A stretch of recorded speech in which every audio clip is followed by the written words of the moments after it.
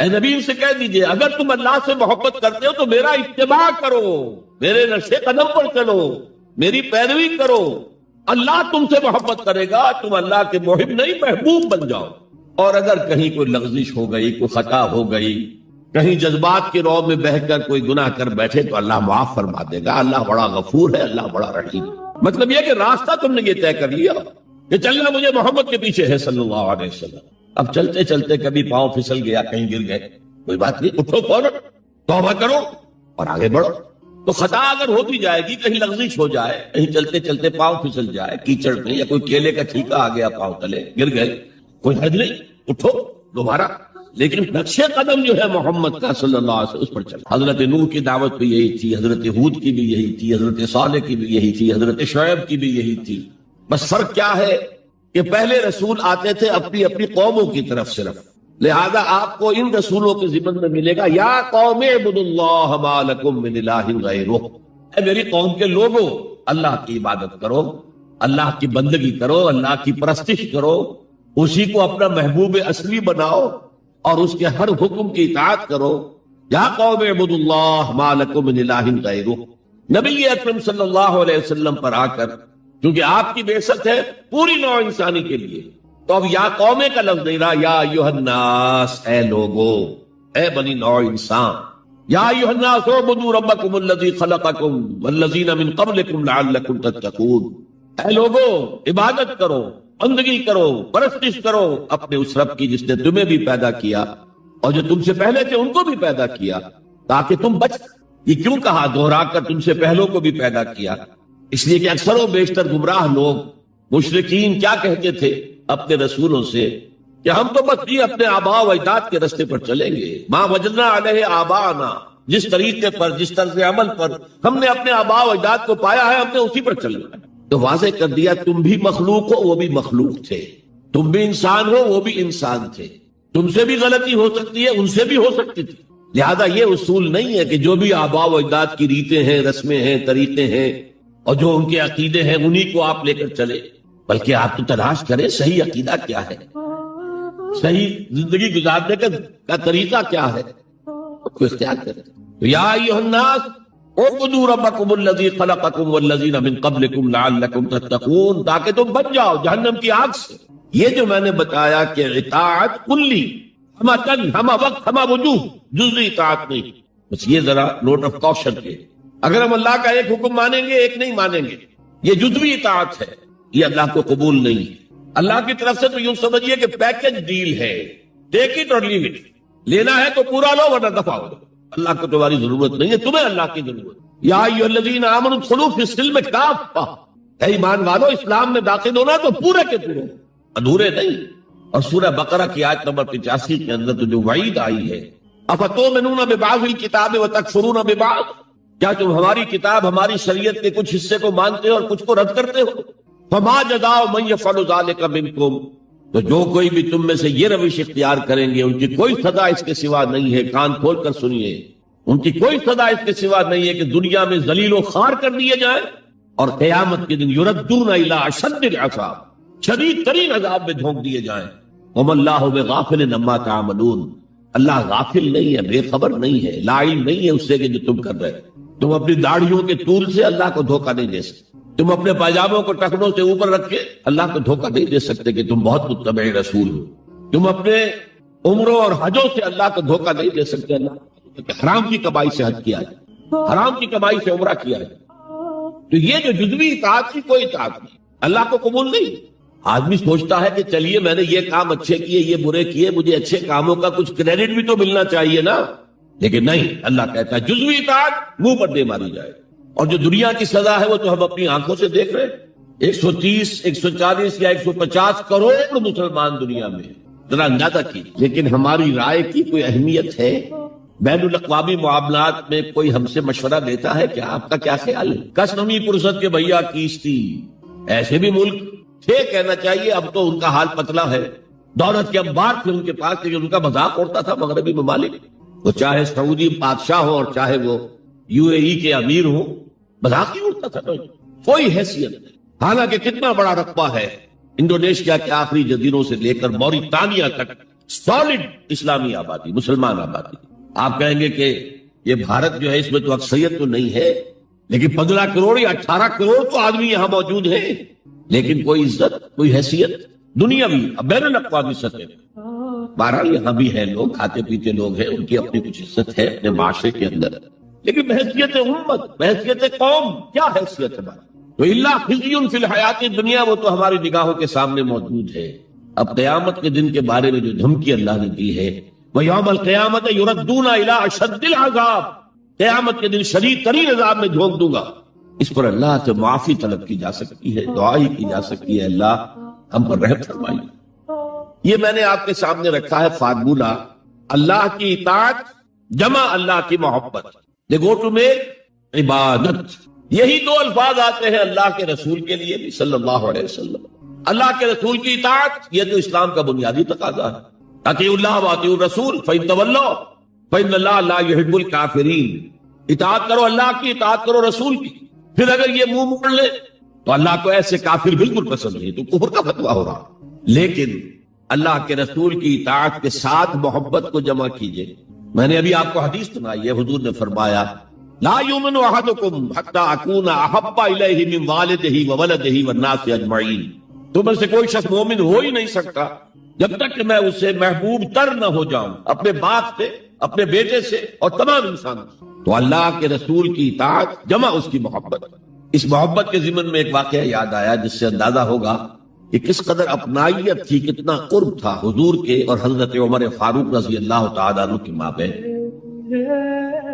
ایک مرتبہ حضور دریافت کرتے ہیں حضرت عمر سے، عمر تمہیں مجھ سے کتنی محبت ہے؟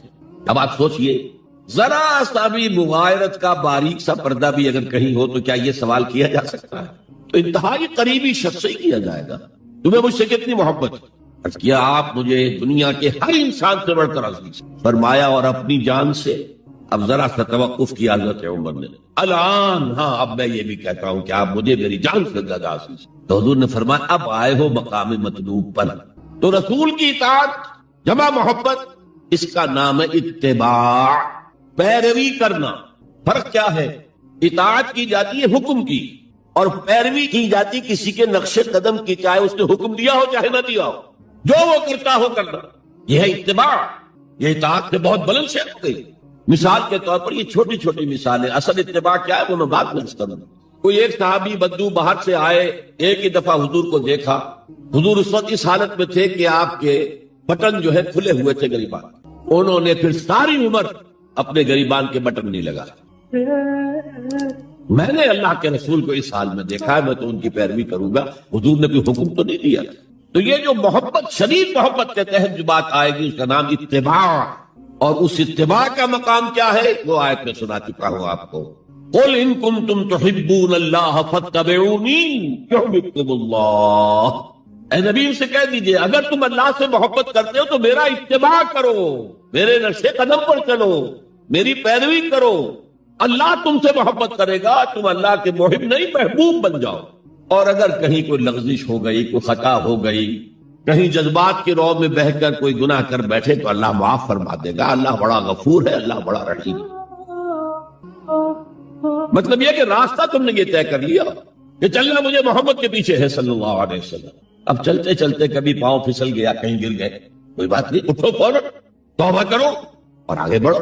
تو خطا اگر ہوتی جائے گی، کہیں لغزش ہو جائے، کہیں چلتے چلتے پاؤں پھسل جائے کیچڑ میں، یا کوئی کیلے کا چھیکا آ گیا پاؤں تلے، گر گئے، کوئی حد نہیں، اٹھو دوبارہ. لیکن نقش قدم جو ہے محمد کا صلی اللہ علیہ وسلم اس پر چلنا. یہ اس اتباع کا ذکر آیا ہے سورہ اعراف کی ان آیات میں.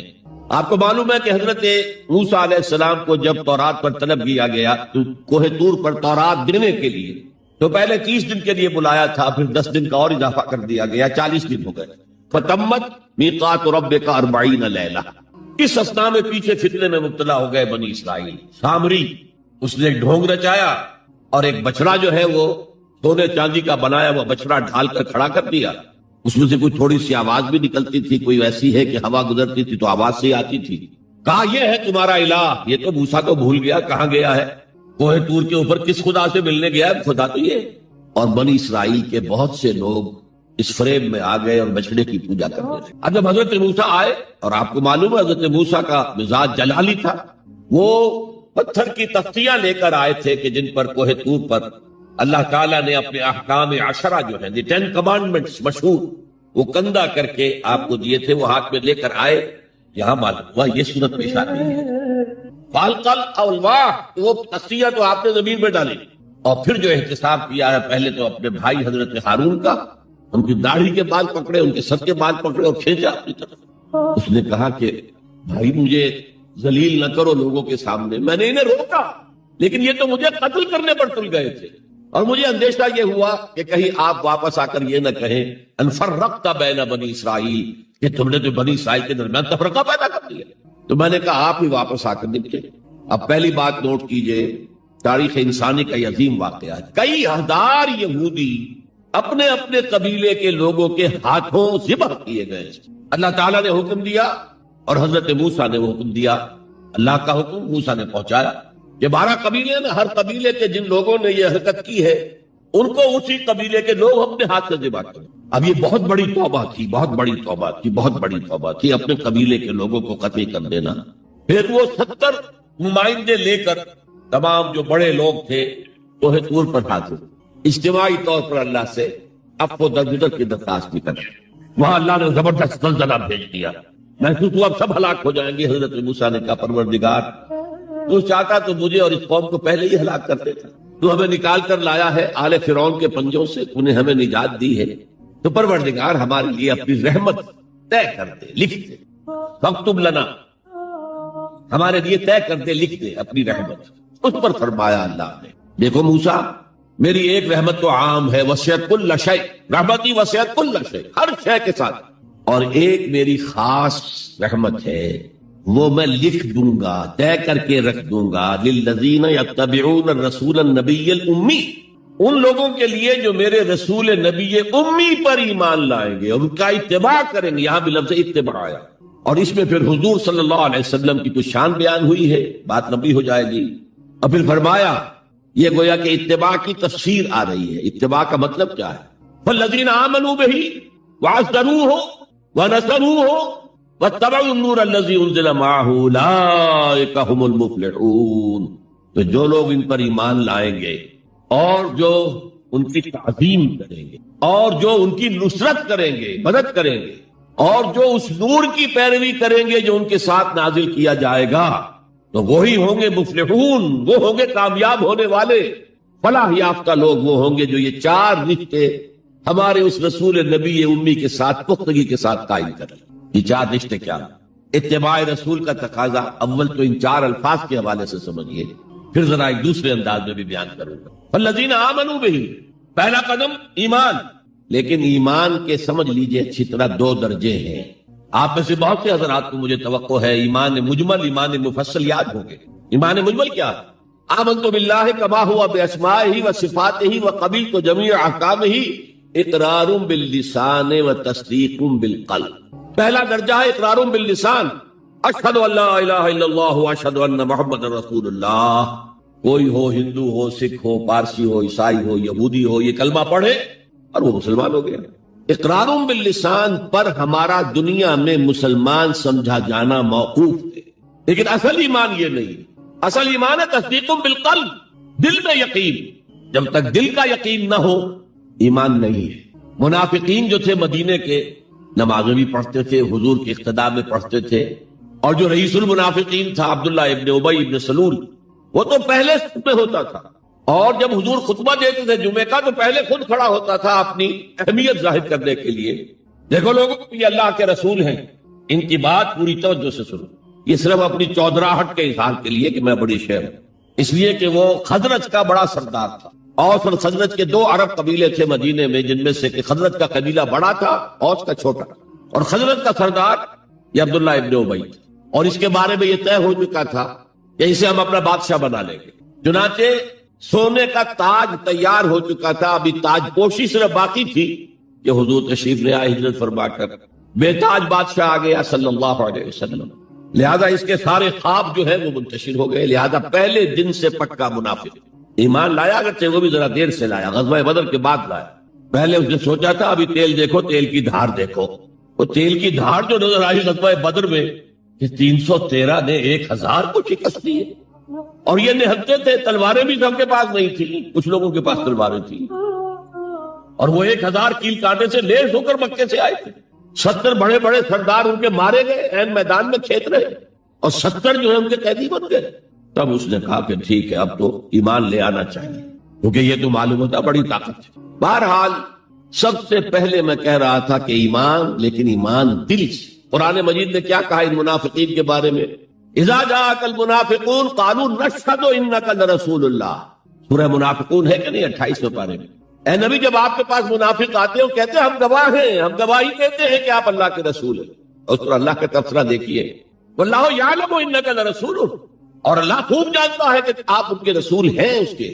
اب میں ذرا ترجمہ کیا کرتا ہوں، اللہ سے بڑھ کر کس کو معلوم ہے کہ آپ اللہ کے رسول ہیں.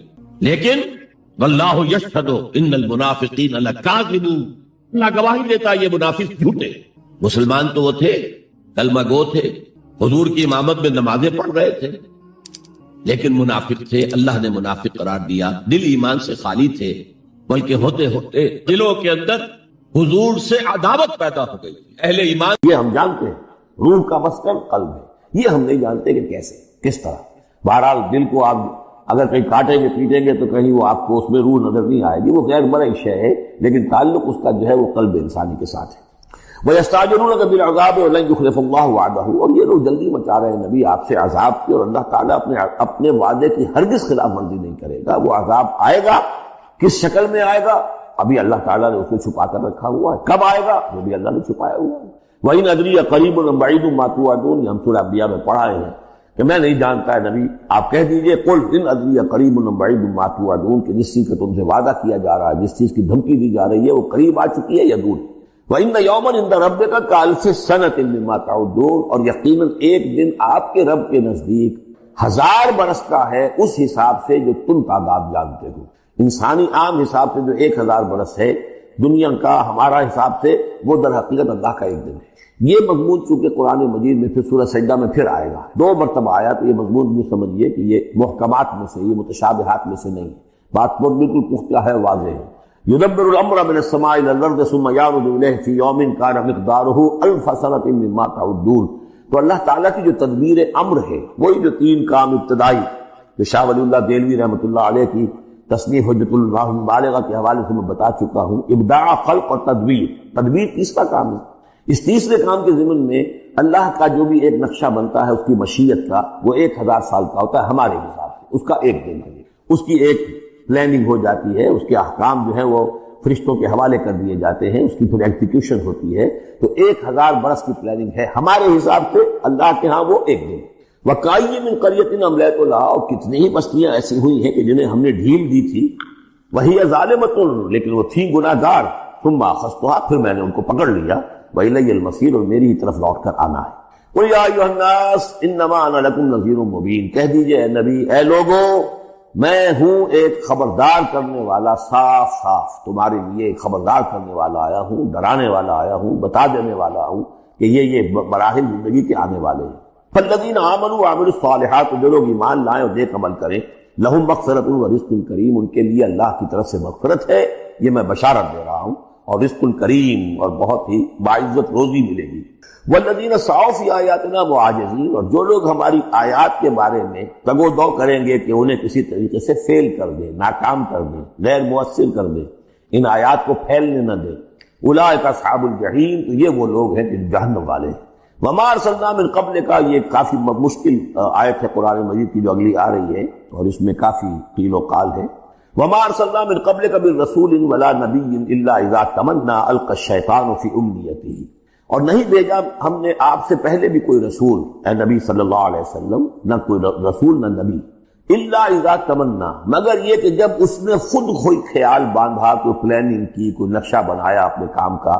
ایک تو یہ کہ اللہ کی طرف سے ہدایت آ رہی کہ اب یہ کیجئے، اب یہ کیجئے، اب یہ کیجئے. ظاہر بات ہے کہ اس میں تو کسی خطا کا کوئی امکان ہی نہیں، وہی چاہے وہ وحی جلی ہو اور چاہے وحی خفی ہو، نبی کے لیے وحی جلی وحی خفی دونوں محفوظ ہیں. وحی خفی کے اندر بھی شیطان یا شیطانی قوتیں کوئی دراندازی نہیں کر سکتے. لیکن یہ کہ کبھی ایسا بھی ہوتا ہے کہ وحی کی طرف سے کوئی بات نہیں آئی ہے. ظاہر بات ہے کہ یہ نہیں سمجھنا چاہیے کہ نبی کی حیثیت بالکل ایسے ہے جیسے وہ کسی زمانے میں، آج کل تو شاید وہ معاملہ ختم ہو گیا، وہ تار جو جاتے تھے گٹ گٹ گٹ ہو رہی ہے، ادھر سے ہو رہی ہے، ادھر سے وہ جو ہے مشین بول رہی ہے، تو بیچ میں تو مشین ہے، کچھ نہیں ہے۔ تو ایسا نہیں ہے کہ نبی کی اپنی کوئی شخصیت ہی نہ ہو، نبی کی اپنی کوئی سوچ ہی نہ ہو، نبی کی اپنی کوئی پلاننگ ہی نہ ہو۔ یہ تو عام انسان بھی دیکھیے، اگر کوئی آپ کو یہ کہے بس آپ کو تو جو کہا کرتے چلے جاؤ، تو آپ کہیں گے میری شخصیت، میری بھی کوئی سوچ ہے، میری بھی کوئی اس معاملے کے اندر مجھے بھی کوئی رائے جو ہے۔ تو نبی کا معاملہ یہ نہیں ہے کہ بس ہر لحظہ وہ اللہ کا حکم آ رہا ہے، نہیں، بلکہ یہ کہ ان کو ایک حکم دے دیا گیا، اس پر پھر وہ خود بھی سوچتے ہیں۔ تبلیغ کیجئے، جیسے حکم آیا انذر عشیرتک الاقربین، اب اپنے قریبی رشتہ داروں کو خبردار کیجئے۔ اب یہ کام نبی کا تھا کہ آپ نے حضرت علی کو حکم دیا کہ کھانے کا انتظام کرو، اور بنو ہاشم کے تمام مردوں کو آپ نے بلا لیا۔ یہ جو تدبیر ہے یہ یا محمد رسول اللہ صلی اللہ علیہ وسلم کی۔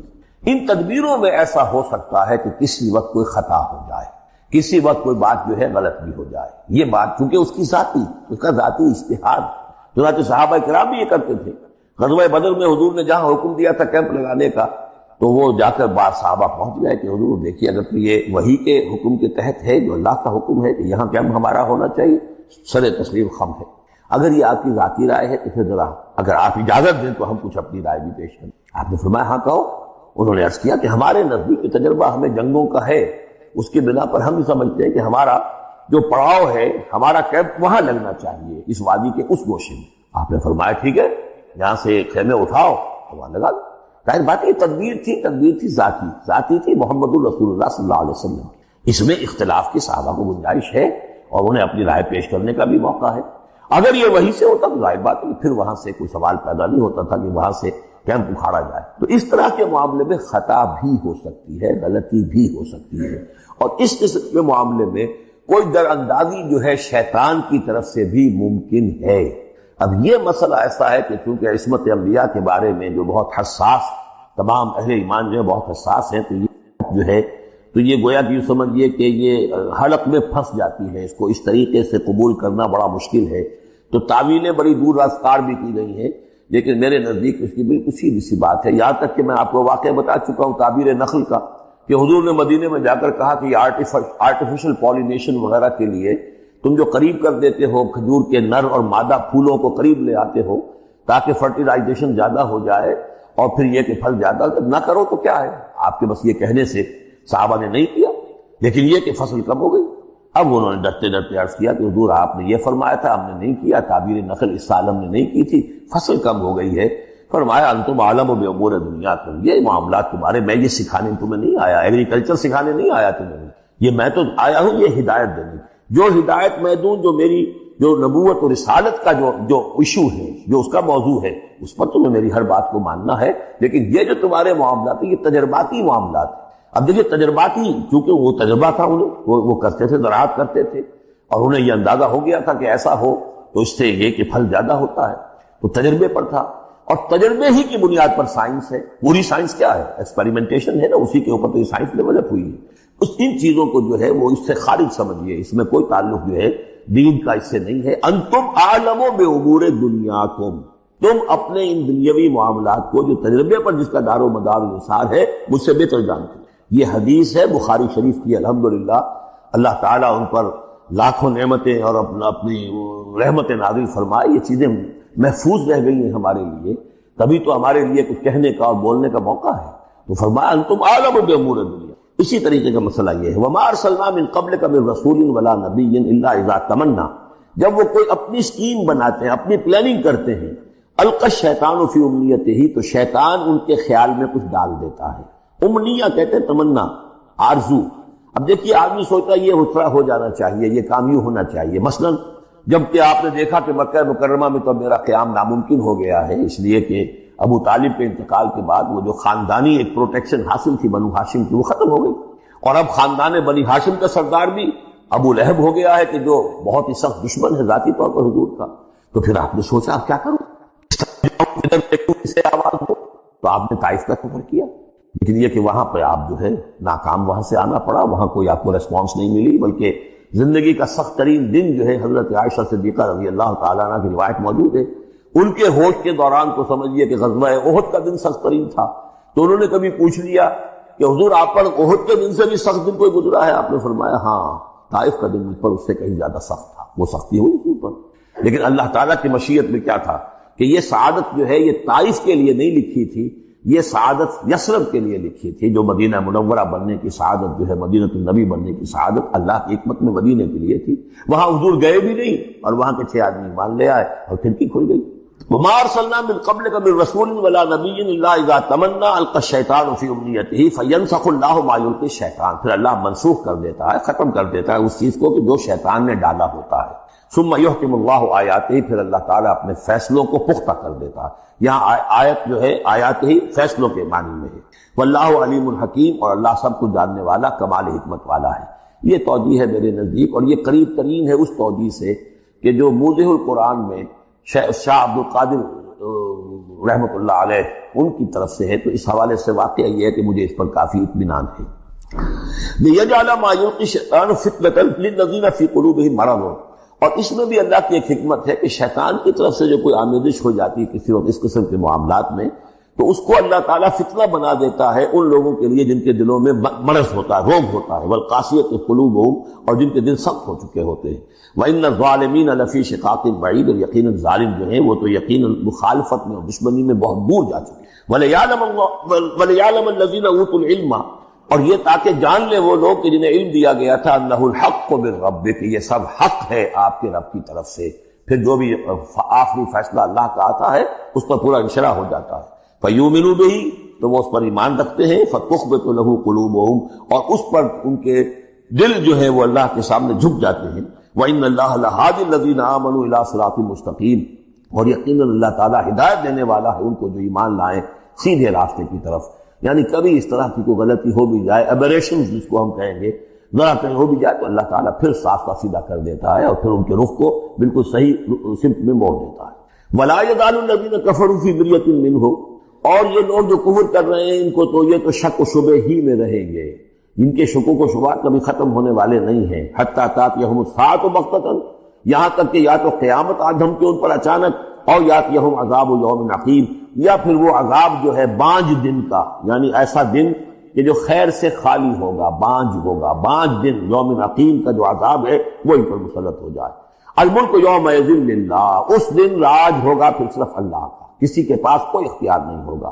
یحکم بینہم، یعنی یہ کہ آج بھی راج تو اللہ ہی کا ہے، حکم اسی کا چل رہا ہے، لیکن یہ کہ پھر بھی کچھ نہ کچھ پردے پڑے ہوئے ہیں، کچھ نہ کچھ ڈرامے سے ہو رہے ہیں کہ یہاں یہ بادشاہ صاحب ہیں اور یہاں یہ سردار ہے قبیلے کا، کچھ نہ کچھ لوگوں کے نگاہوں کے اوپر پردے پڑے ہوئے ہیں، لیکن ایک دن آئے گا کہ وہ سب پردے اٹھ جائیں گے۔ لمن الملک اليوم للہ الواحد القہار، پکارا جائے گا آج کے دن کس کی بادشاہی ہے؟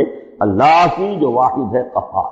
یحکم بینہم، وہ ان کے مابین فیصلہ کرے گا۔ فالذین آمنوا وعملوا الصالحات فی جنات النعیم، تو جو لوگ ایمان لائے اور انہوں نے نیک عمل کیے ہوں گے وہ ہوں گے جنتوں میں، نعمتوں والے باغات میں۔ والذین کفروا وکذبوا بآیاتنا، اور وہ لوگ کہ جو کفر کی روش اختیار کریں اور ہماری آیت کو جھٹلائیں، فاولئک لہم عذاب مہین، تو ان کے لیے ہوگا اہانت آمیز رسوا کن عذاب۔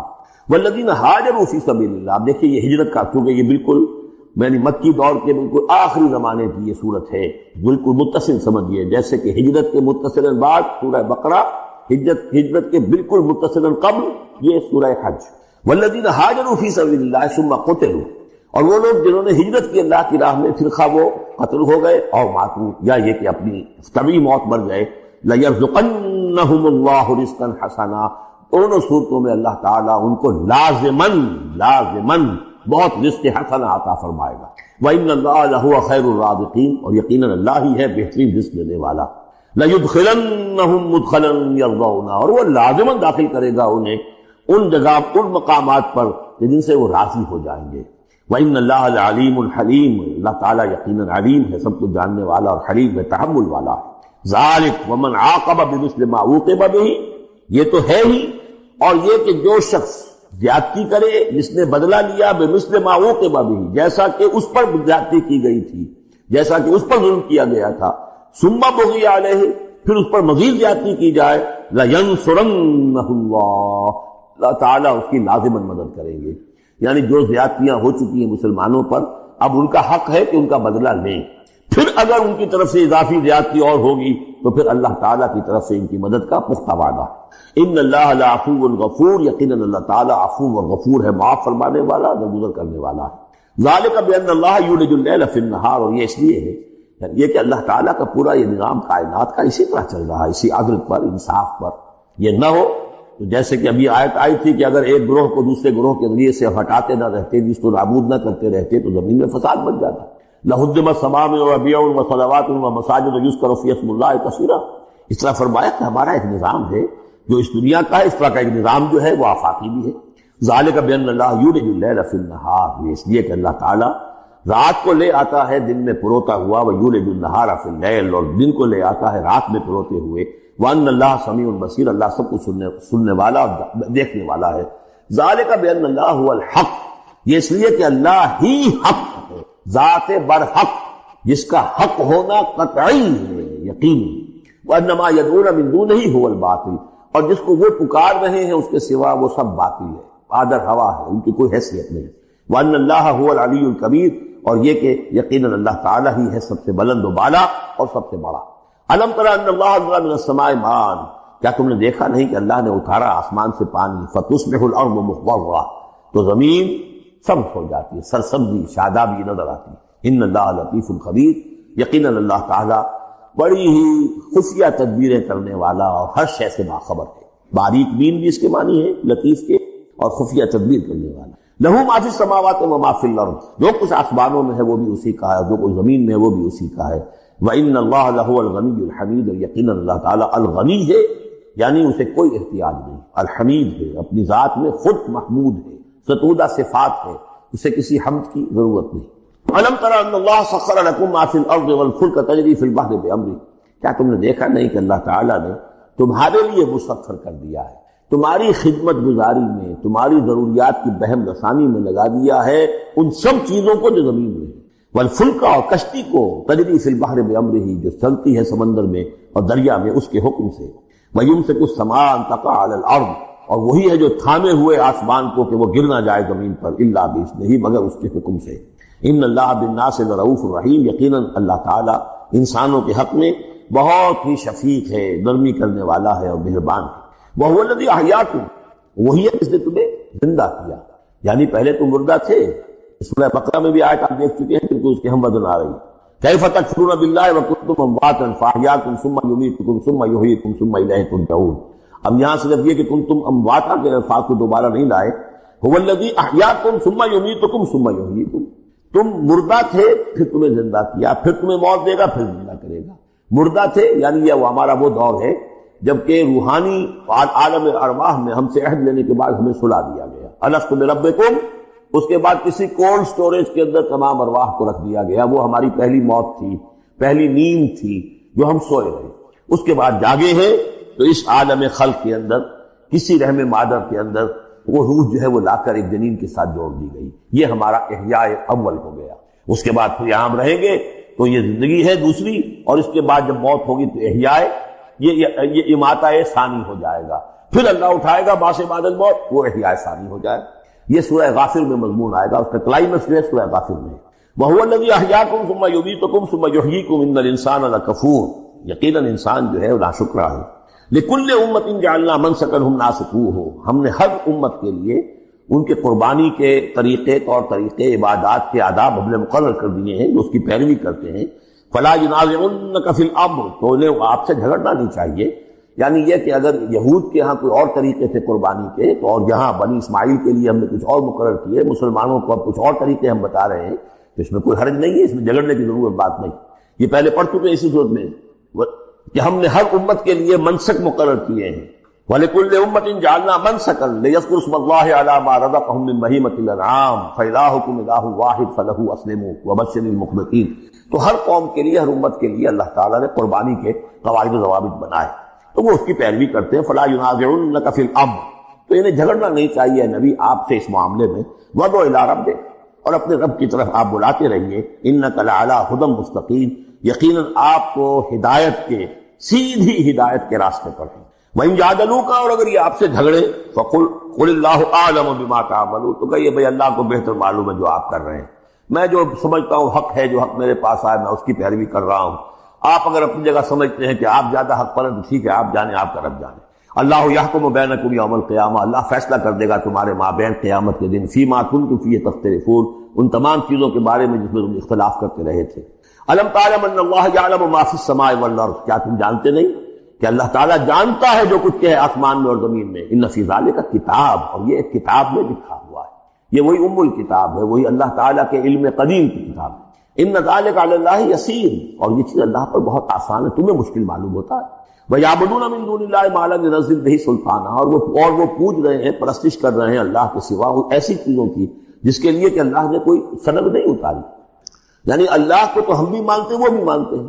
اب اضافی جس کو وہ مان رہے ہیں تو اللہ کی طرف سے کوئی سند ہونی چاہیے ان کے لیے، تب تو درست ہے. اگر اللہ کی طرف سے سند نہیں ہے تو وہ بے بنیاد ہے. وَمَا لَيْسَ لَهُ بِهِ علم، نہ صرف کوئی سند نہیں ہے، کوئی علم بھی نہیں ہے، کوئی معقول بات ہو، کوئی دلیل ہو، کوئی بنیاد ہو، کوئی منطق کے اندر، کوئی عقل کے اندر، بالکل بے بنیاد بات ہے.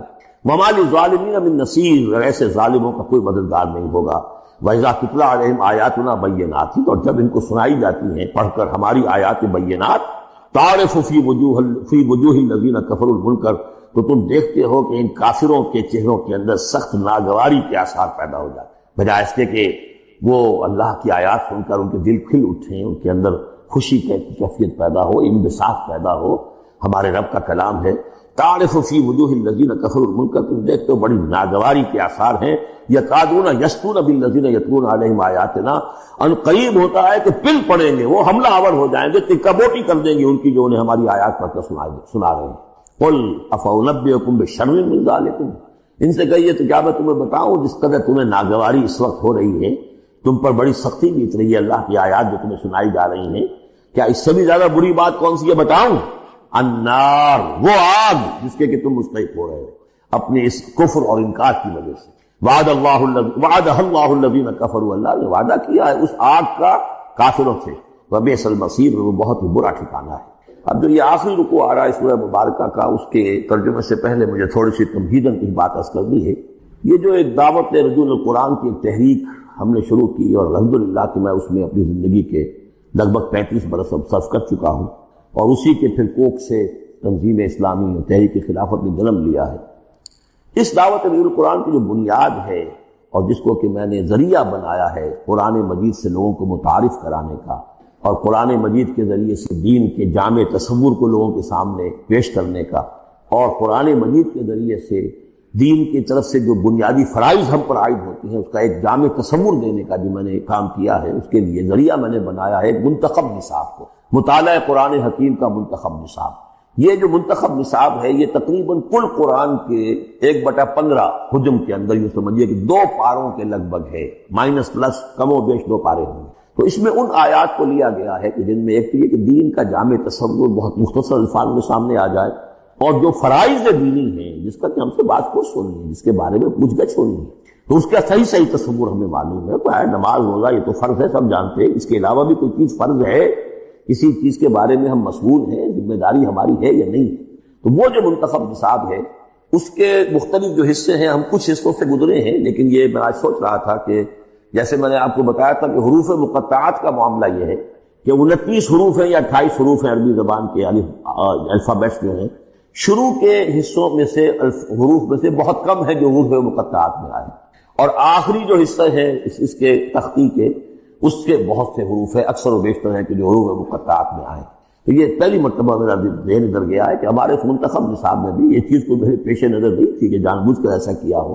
زیادہ حصے اسباق وہی ہیں کہ جو نصف ثانی سے متعلق ہیں، بلکہ قرآن مجید کے آخری حصے سے زیادہ جو ہیں وہ اس میں مقامات اور آیات اور رکوع یا صورتیں شامل ہوئی.